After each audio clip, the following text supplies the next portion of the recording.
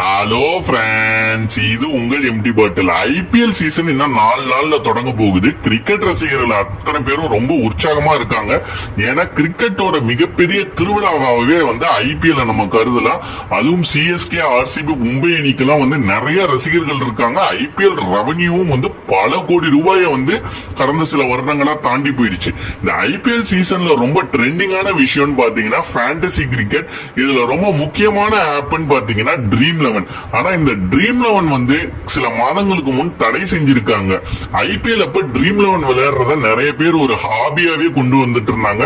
So இந்த IPL சீசனுக்கு dream 11 நிறுவனத்தோட ஆப்ல கேஷ் கான்டெஸ்ட்ல எல்லாம் சேர முடியாதுங்கிற மாதிரி தடை செஞ்சிருக்காங்க. இது நிறைய ரசிகர்களுக்கு வருத்தத்தை கொடுத்திருக்கு.